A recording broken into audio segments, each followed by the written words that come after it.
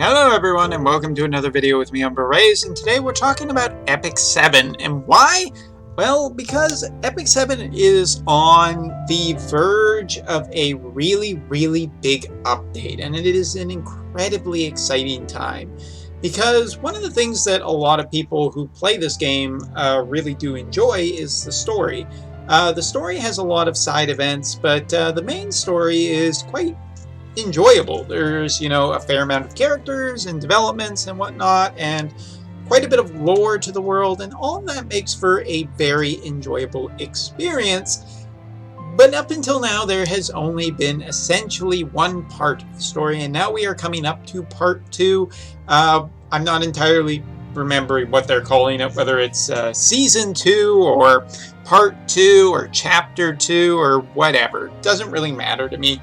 Point is that we are coming up on a big story update, as there has not been a addition other than just side events. And side events are cool and everything, but just having that that promise of really big stuff, the tease and everything, man. And also, yes, I know there's been data mine. I'm not going to bring up the data mine stuff here because some people, maybe they're waiting and wanting to be surprised. But that is not the only reason that I wanted to bring this up or make this video, because I want to put out there for people who are maybe on the fence about starting this game, or a little bit, curious but nervous. Recently, as of this week's update, there was a brand new feature added to the game, which I absolutely love, which is a quality of life upgrade, especially for new players. This game is a very daunting game to get into. If you talk to most people, they'll tell you there's a lot of grind. And yes, there is. If you want to be top tier, if you want to be the best there ever was, I've already screwed up the Pokemon joke, so just let's move on. If you are a little nervous about it, listen, I played the first 3 months, doing 3 to 6 months, somewhere in there, of being pretty damn light when I was doing this game. Logging in, doing my dailies, which takes about, I don't know, maybe an hour or 2 at tops, and that's being really high on that estimation. And just doing my daily summons for a while and waiting till I got enough resources and stuff that I could get more into the game, and now here I am with an account that's actually pretty decent. So yeah, when it comes to Epic 7, Epic 7 is just a game that you can definitely grind a ton out and get a lot of playtime out of it. RNG being either a good or bad part, depending on your views on RNG, but it is still a game that has a lot to it. But one of the things I've always been very critical and nervous about recommending Epic 7 to people is that for a new player, there can be a lot of stuff that the game just doesn't tell you. The game does a pretty darn good job of walking you through tutorials, but it can be pretty overwhelming to remember everything, to figure out when should I be aiming for, take the hunt system in here. So if you look at, that's not the hunts. That wasn't the hunts at all, brain. If you take a look at the hunts, number 11 is incredibly difficult, and number 1 is just super easy. But at what point when you're playing this game should you really be aiming for certain levels of the hunts? Or when should you be looking at where you should be in the abyss? All of these are questions that a lot of players have when they're just playing this game. Well, say hello to basically what is a walkthrough of a timeline.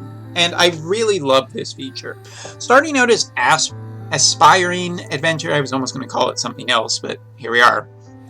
Going up to growing, adept, and then eventually remarkable adventure. As you go through these, you get a slew of absolutely fantastic rewards, and I really do mean that. The rewards are actually shockingly good.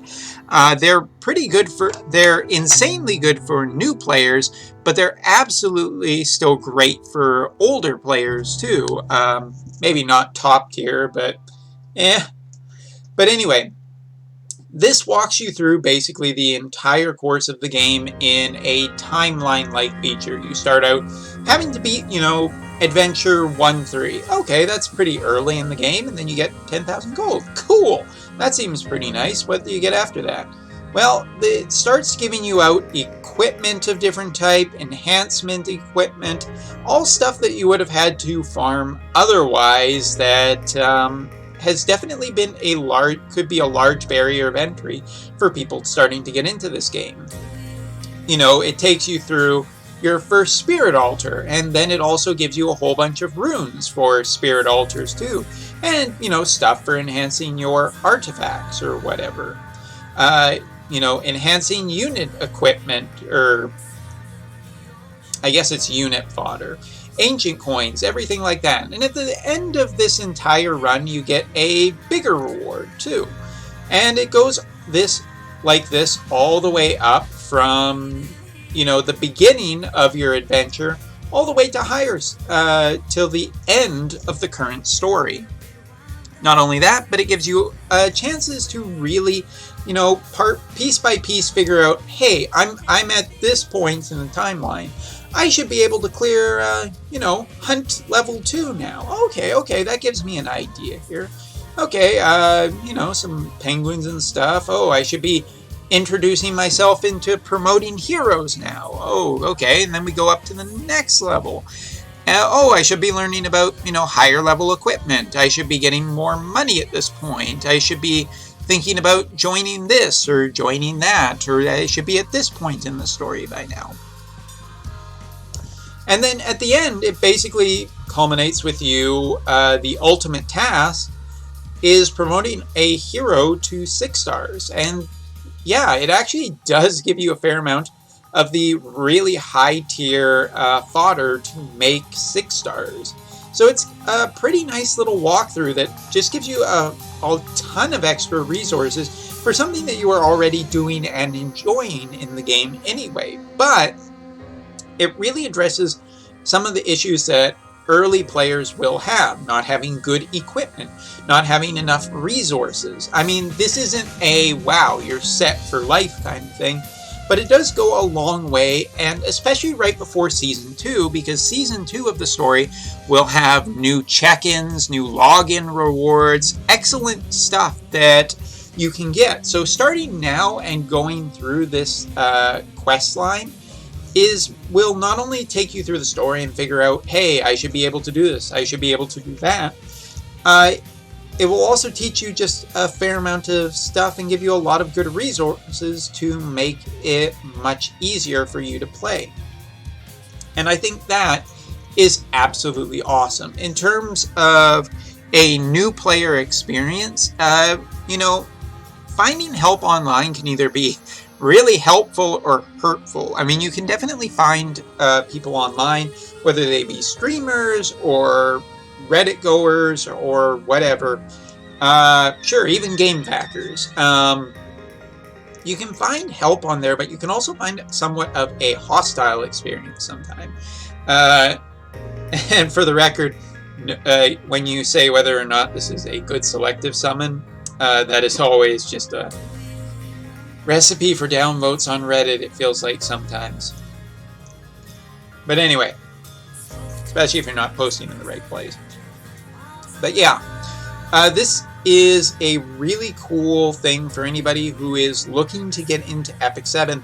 Now is a absolutely fantastic time. This new system right here goes a long way into just guiding you and helping you get into the game, and that has been something that has been missing from the game. I definitely would have loved to have had this at the time that I had started playing, because it is really encouraging and it feels really good. Even getting at the end of this entire thing 6 gold transit stones, which can be used for a moonlight summon, which can get you some of the most powerful characters in the game. It's just really, really good.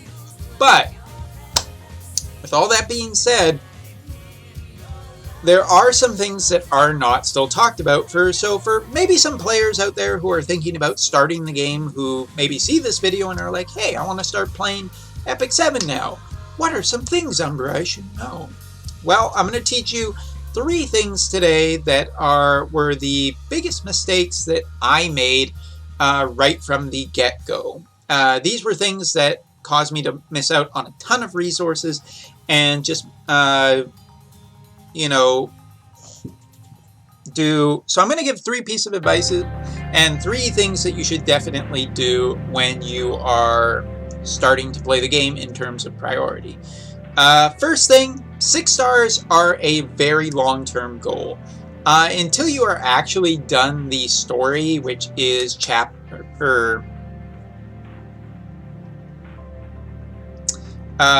10-10, you really do not need to worry about 6 stars. There are plenty of ways to get through the story content, whether they be friend units or a whole bunch of other stuff, so you really don't need this at all to have a 6 star anytime before that. Second of all, don't feel like you need to grind. I've already said this a lot, but I need to say this again. Grinding to become the ultimate is not something you should do at the start of the game. Just, log in every day, do your dailies kind of thing. They give you a ton of rewards, especially they just add up over a long period of time. And the other thing is there are alternatives to you grinding. Join a guild and get, just ask for aid for specific things you need. You may not always get them, but it doesn't hurt to ask and try. Every guild member is always asking usually for something. And so every once in a while they'll have something extra and they'll just kick it your way and there you go kind of thing. And the other piece of advice that I would give is, as you are going through the story, always try to get Breath of Orbises. Now, you may be wondering, what the hell is that, Umbra? You haven't explained it. I haven't had a chance to yet. Calm down. In each and every chapter, you will find a off part of the main story. So, as you can see, we go down through here, over and around and up here, and through here. But there is a little offshoot, and somewhere in here you'll see a little, diamond-shaped icon. That diamond-shaped icon is called a Breath of Orbis. They are in slightly more difficult areas, but they are 100% worth getting, as they will help you to accumulate a lot more resources in the game very quickly. So and I should say that there is one in every main chapter. There are not ones in every other chapter, so don't worry about it. Alright, now for the 3 things that you should be doing from the get-go. Now, leading right in from what I just talked about, Breath of Orbises are used to upgrade Sanctuary, and if you are still confused, don't worry, the game will take you through and show you when you get your first Breath of Orbis. So, you will see this, and each of these structures you can upgrade multiple times in multiple different ways, and you may be wondering, which one should I get first? There seems to be just way too many of them. Well, outside of the tutorial, the one that I always say that you should focus on first is the Hearth of Orbis, because it is constantly generating resources for you. Upgrading in terms of the green and blue first are the most important ones, because not only does it generate at a faster rate Sky Stone, which is needed for summoning units, and this is how you get a fair amount of Sky Stone just by, going in and going, oh, my Sky Stone's ready. Click, oh, Sky Stone, cool. For Brave Exvius people, it would be like a device that gives you Lapis every so often. Really good. It also gives you gold too, and gold is very valuable. Upgrading the blue and upgrading the green should be your first priorities. Why the green? Well, the green has a 50% chance to give you a 200% bonus in addition to what you get. So instead of getting, 6 Sky Stone, you could get 18. Again, it adds up really quickly, especially because you can do this. For instance, this allows a total of 6 Sky Stone and 24,000 worth of gold. 300% times that, and it's a fair amount every 6 hours. It really does add up over time and will help you get a lot more summons to get more characters so you can be more happy, because let's face it, we're all happier in these games when we get, a new character, especially one that we are excited about. So for instance, like right now, I can just hit receive reward. Boom! 200% upgrade. It wasn't much, but that is more gold than I would have had otherwise. The second thing that you should focus on upgrading is Soul of the Forest, or Forest of Souls. Sorry, I got it backward. This is a thing that allows you to raise fodder for making 6 stars. Again, this is like your second thing that you'll probably want to do. You can also get penguins from here, which are used for EXP, or farm Malgoras, which are used for enhancing unit skills. Personally, I've upgraded it so that there's a higher chance for better penguins, and as well allows you to nurture 3. You only start with 1, and then you will get 3 eventually, and yeah, so just allows for more farming. And this one is another good one. Decreases the amount of time needed for anything to be built here or farmed, whatever, but it means that you can stay on an easier schedule because, for instance, the dogs take 24 hours to do. 5% down allows you to just do it on a daily routine, which is pretty nice. And then afterwards focusing on High Command and Steel Workshop last. That was the first thing I made. I did not do the Heart of Orbis, and I just didn't appreciate how often Skystone and Skystone bonuses really add up in this game, which can add to a lot more summons, which can allow for more Moonlight summons and like everything. Yay, more characters. Love it. It really does add up though. Second tip that I did not know about was the Abyss. The Abyss is a really hard challenge once you get fairly deep into it, barring certain limited characters. But here's the thing that I was not aware of, which is the Purify. Purify gives you some level of rewards depending on how deep you are in it, and every day you get 3 tickets for the Abyss. I was not aware of how Purify worked, probably because I may have missed something in the tutorial, but just in case, to make sure you don't miss something, I don't want you to make my mistakes. Every day you can just, if you are not going to make any progress in Abyss that day, which is totally fine, there are tons of days I skip, all you have to do is just go in and hit Purify and then OK 3 times, and you will get a fair amount of resources directly from it. Again, just something you have to do every day. As you get deeper into the Abyss, the rewards get better. But if you're having a hard time getting Abyss and you just want to take a day off, just do it, but keep hitting that Purify button because it gives you a lot of extra resources. And the last thing that I would probably recommend, well, no wait, that was 3, wasn't it? I said 3 things. Sanctuary, get Breath of Orbises were probably. I feel like I'm forgetting one really, really quickly.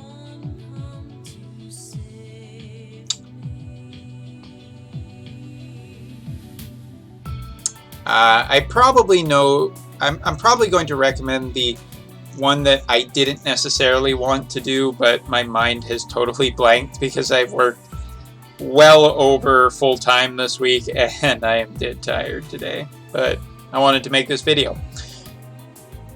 Don't be afraid to enhance from the get-go your inventory slots. Equipment in this game is really important, and there are times where you're going to need, where you're just going to not be too sure about equipment. Maybe you don't want to sell it because you think, it might be good, it might be what I needed, I'm not sure.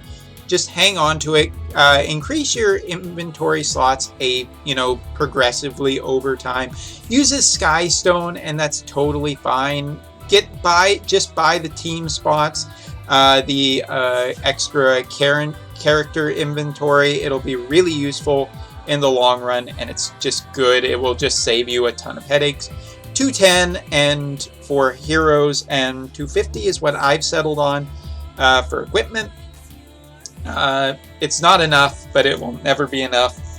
So anyway, and just, the only other piece of advice I would give is the same thing I keep repeating, which is take it easy. Enjoy the story.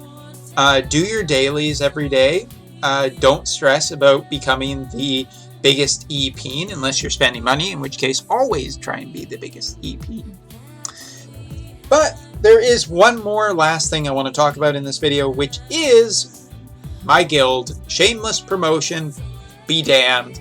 I want to talk about this. So if you are starting the game, if I can make a recommendation, come and join me on the Asia server. If you would like a friend unit with some powerful characters to help you get through the story, or just something itching my nose. If you would like a powerful friend unit, then unfortunately you can't cross server this game. So if you are on the Asia server, please feel free to, add me. I will try and add as many people as I have friend spots. And the other thing is that my guild is recruiting. Currently, we are pretty small. We are a brand new guild that I decided to make for my channel as well as my stream. UmbraTome is the one. You'll have to go, I think, to about rank 10 in this game before you can join a guild. But when you do get there, we would be happy to have you. It's a pretty easygoing guild, but if we, can do some great things, we definitely will. And guilds are just a fantastic place to get help and have fun playing the game with a bit of a community, which is what I'm always interested in building. So if you want to join us on the Asia server, go in, when you start your game, click the Asia server, play on the Asia server. It also gets less traffic than the global or North American server, so less problems. Oh, what you gonna do, global people? Anyway, so that's basically everything that I wanted to talk about today. I've really been enjoying Epic 7, and it's not just the polls. Making progress in this game does feel satisfying, and that is one of the things that I really like about it. So hopefully this video has piqued your interest in the game a bit, especially with the new quality of life and potentially an exciting Season 2 on the horizon. Absolutely great time to start playing, as it's never been easier. Anyway, thanks for watching, everyone, and see you in the next video.